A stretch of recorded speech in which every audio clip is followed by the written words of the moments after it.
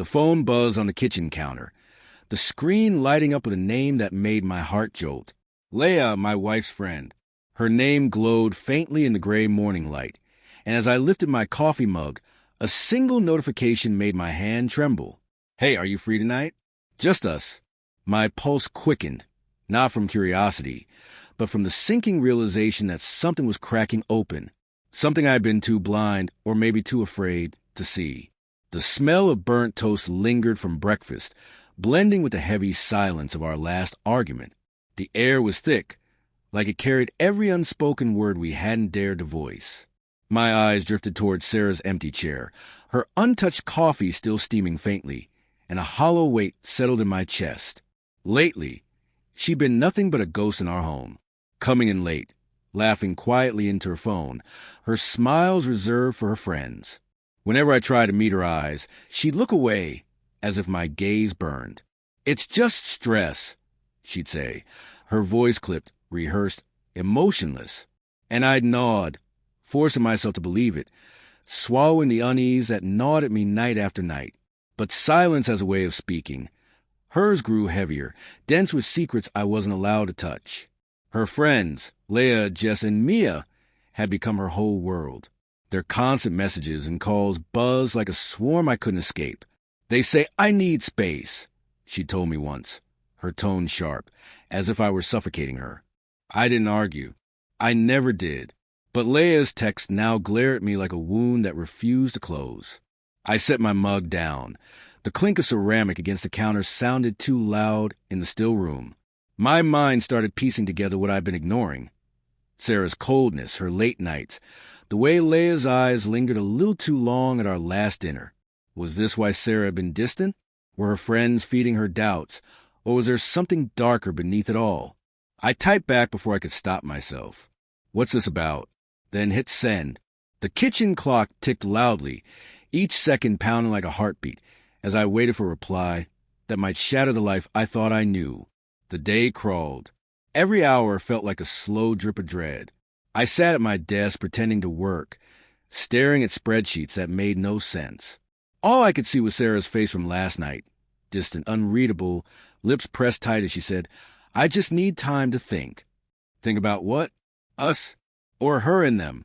The apartment felt smaller, with every breath.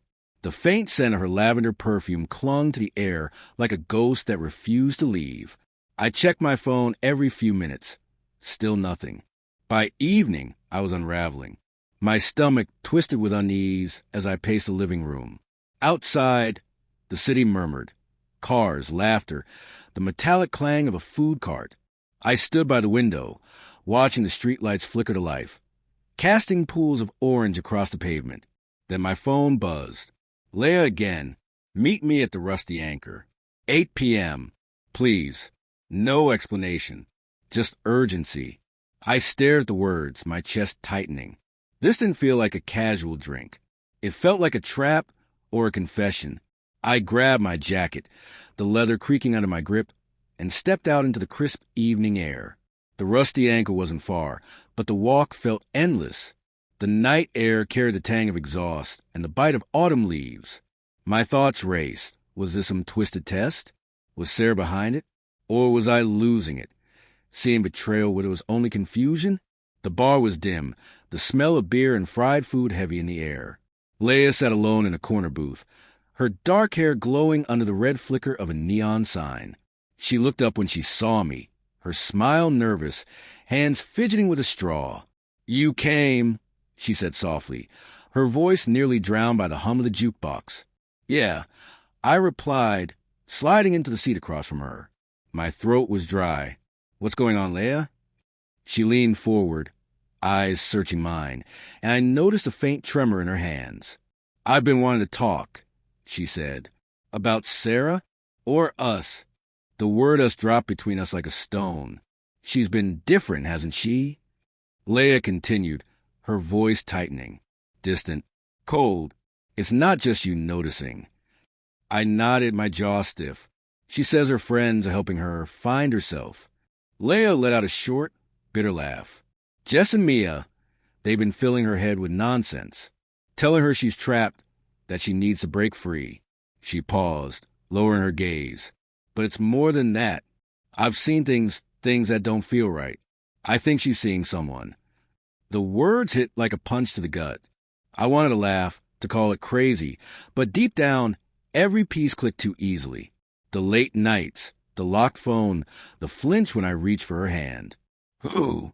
I asked, barely getting the word out. Leia hesitated, her eyes flickering with guilt. I'm not sure, she said softly, but I've seen her with Mia. Close. Too close. She reached across the table, her fingertips brushing mine. I hate seeing you hurt, Tom. You deserve better. That's why I asked you here. Because I care about you. I pulled my hand back. Even her touch felt like betrayal. My mind spun, Sarah and Mia.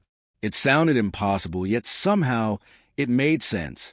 The way Sarah's face softened whenever Mia's name came up.